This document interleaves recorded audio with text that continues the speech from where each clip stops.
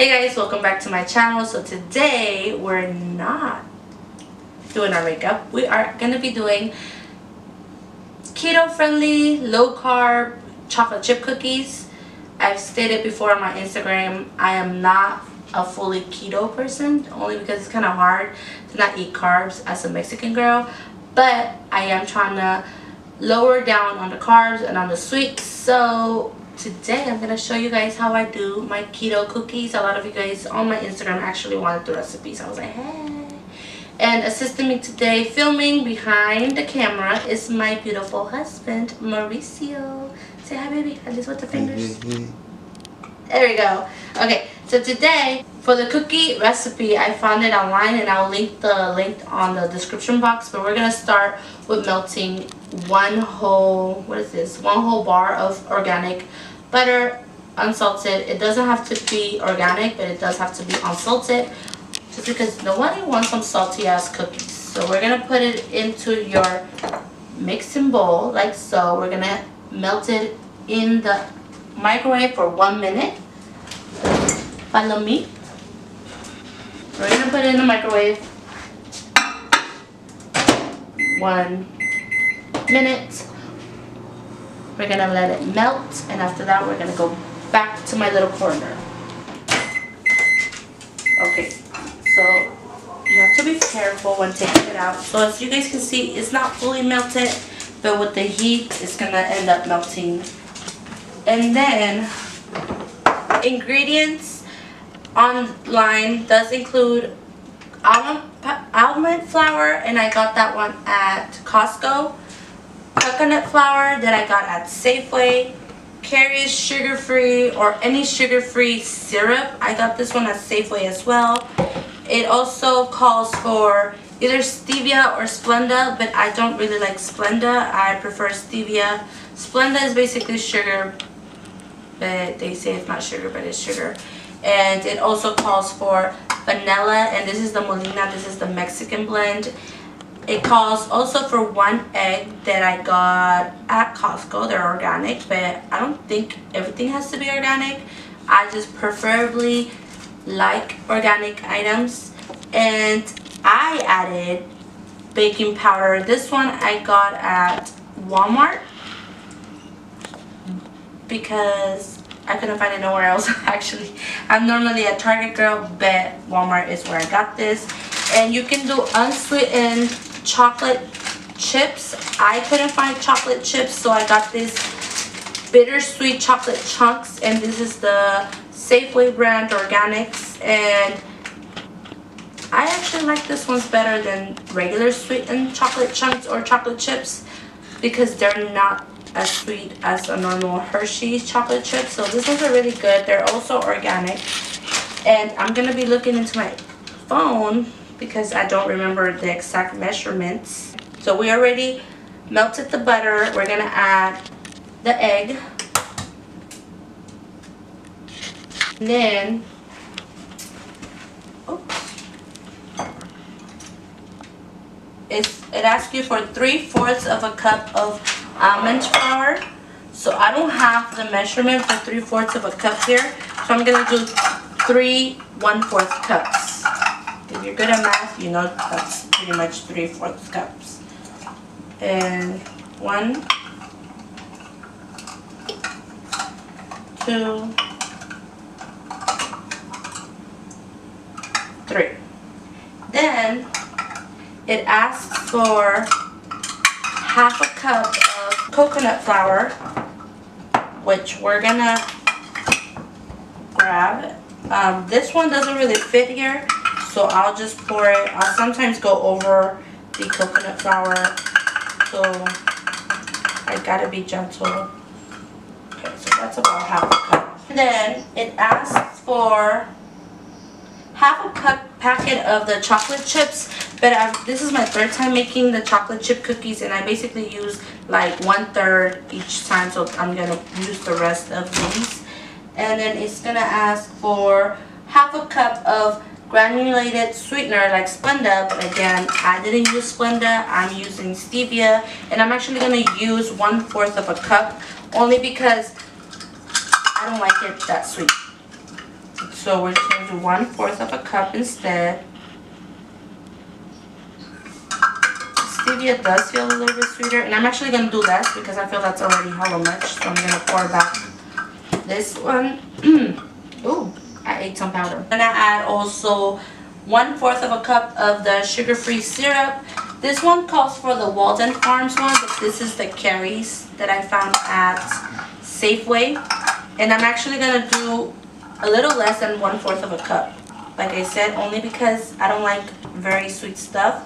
So I'm basically doing half of 1/4 of a cup.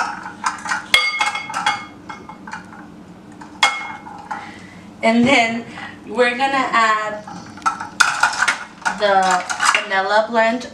It asks for half a tablespoon, but I do like 3 little of these tapitas because I love the taste of vanilla blend.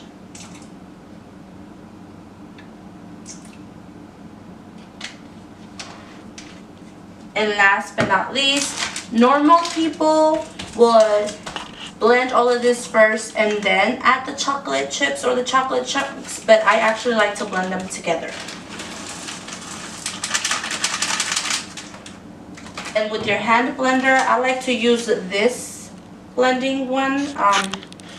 It does come with this other one, but I like to use this one only because I feel like it mixes the dough better. And I am gonna do it very low because the first time I did it on normal, the normal is too fast. So I kind of like to hold it and make sure it doesn't go as fast. So we're gonna blend it.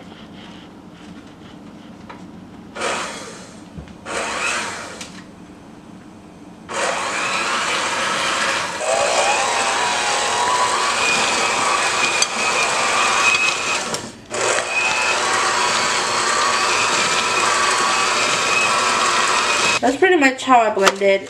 I'm gonna also grab a spatula and just finish folding them. Just to make sure everything mixes well. This is the consistency. This is how normal cookie dough looks actually.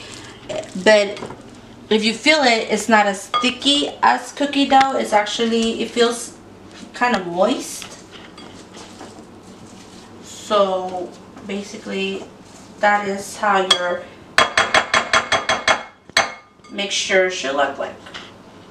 So I'm gonna grab a tablespoon. I know normal people would also put them in the cookie sheet with some cookie sheet paper, and they will normally put it with like the ice cream one, but I like to use a spoon. And this mixture would normally give me about 12 cookies.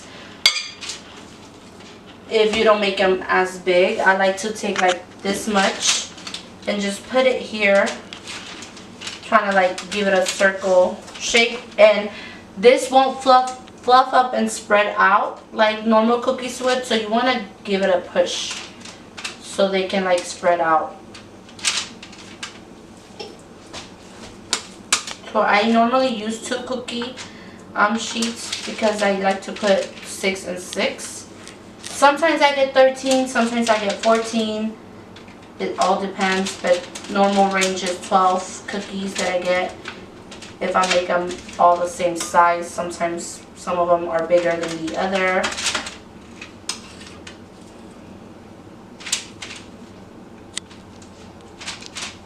If you like big cookies, you probably get like 8 or 10.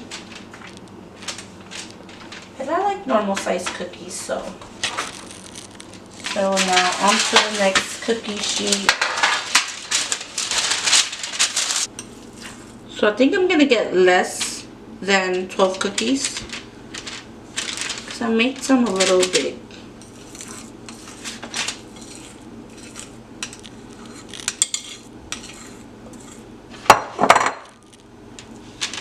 So I'm getting 11 cookies basically, right?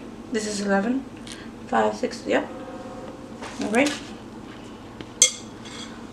So once you have placed all your cookies into your parchment sheet, cookie sheet, whatever you guys want to call it, while you were baking this and all of this, you want to heat up your oven to 350 degrees. And once it's ready, you're gonna put your cookies in the oven.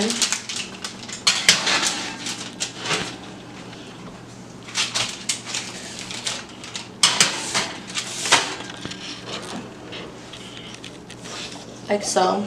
You're gonna bake them for 15 to 20 minutes. I normally bake them for about 20, but if you like softer cookies, you might want to cook them for 15 minutes. I like them more crunchy, so they can get crunchier on the outside. I'm gonna put 20 minutes.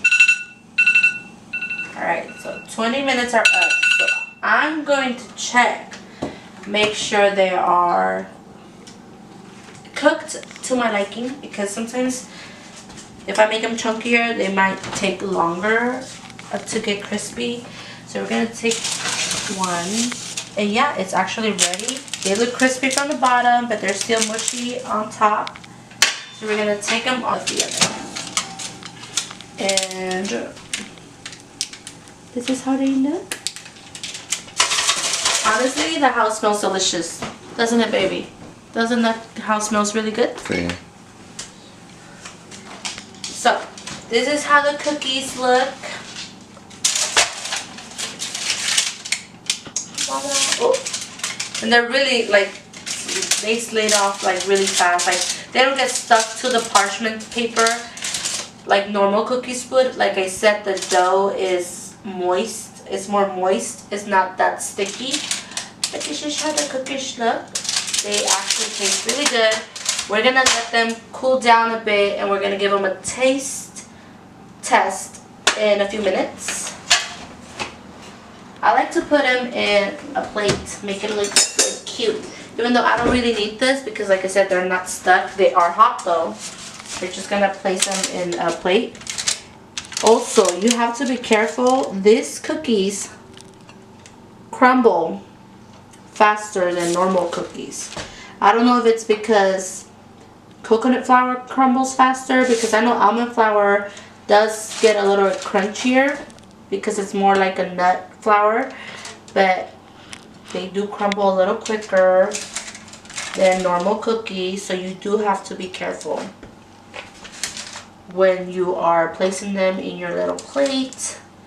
You guys see? Oh, this is hot. They are crunchy on the bottom, but they're moist. And that's exactly how I like my cookies. And this is what I normally eat. I normally eat these cookies with my coffee. I normally eat these cookies with my coffee only because growing up as a Latina, as a Mexican, I grew up eating bread, a lot of bread with coffee. So doing a low carb diet, the hardest part has not been leaving the rice or the beans, have not been leaving the tortillas. It has been leaving the bread. Like, letting go of bread has been so hard. And I'm not gonna lie, sometimes I do have a concha or two, but this kind of helps, like, with my craving. They help me. They taste like normal cookies to me. Like, I don't know if because I'm getting used to the taste of low carbs items now, but they do taste really good. So that has helped me with my cravings. You're talking about a girl that would eat 2-3 packets of the Madeline's cookies from Starbucks every day.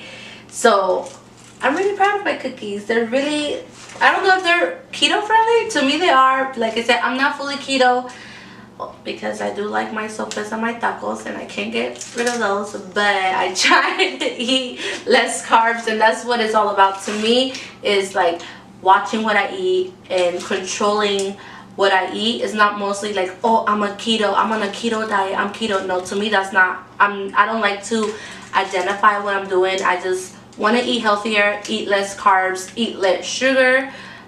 I for sure don't use sugar in my coffee anymore, and all I drink is water. I don't drink any juice, any soda, and I'm not eating like rice, tortillas, and all that stuff. But I do eat carbs now and then. I don't fully not eat them, but I do still eat them. So I am trying to eat healthier. That's the best term for me, eat healthier. So we're gonna come back in about 5 minutes, let them cool down a little bit, and then we're gonna give it a taste test. Alright, so we're gonna go ahead and try them out. And I am going to be drinking a little bit of almond milk. This has only 2 carbs and 1 fiber. So if you subtract 2 minus 1, you actually only have 1 net carb per every 8 flow ounces. I'm not going to drink that much because we're almost, it's midnight already, so I'm just filming. So I'm just going to drink a little bit of milk with my cookies. And this is the unsweetened vanilla soy-free almond milk, and it has 50% more calcium than milk. And I bought this one at Target, right, babe? Target? Okay. And I like this because I'm trying to do no dairy. It's kind of hard when you're on keto because you need the dairy for the fat, but I'm trying to buy less dairy products and more non-dairy products, only because I saw a video of a mama cow being separated from their baby calves, I think, their baby cows, and basically they just keep impregnating the cows so they can produce milk, and they take the baby cows, I think that's how you say it, or the baby cows, whatever, and they either slaughter them if they're boys, or they impregnate the girl cows, and it's just a cycle. And then once the cow is no longer useful to them, they kill them. So I'm not a vegetarian, but if I can help save a mama cow being separated from their baby cows, I'm gonna do it. So that's the only reason why I only drink non-dairy milk. They also have another one that I really like. It's another brand, and it's pea milk. So give me a minute, let me find it for you guys. It's right here. It's the Ripple.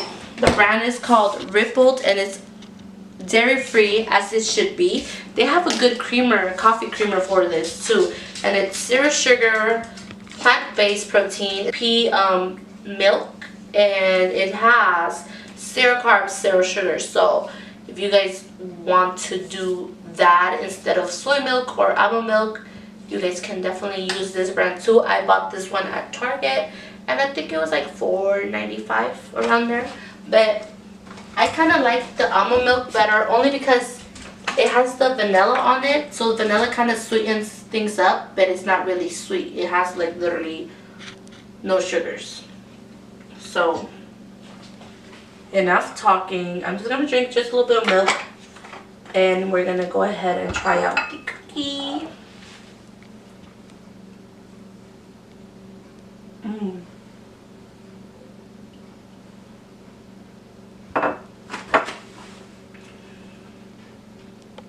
Wanna try it? Because this is how it looks. This is the consistency of it.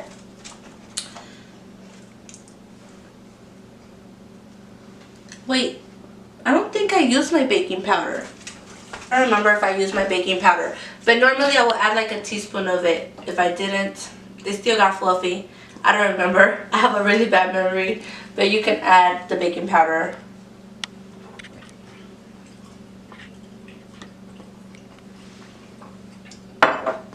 So that is it, guys. Thank you for watching. I hope you guys liked this video. If you do, give it a thumbs up. Subscribe to my channel. If you guys want to see more videos of me cooking, I do have a keto friendly pancakes that I can make next. If you guys want to do that, I can show you what I eat every day for breakfast, if you guys want to see that. Again, don't forget to subscribe, and I'll see you on the next one. Bye!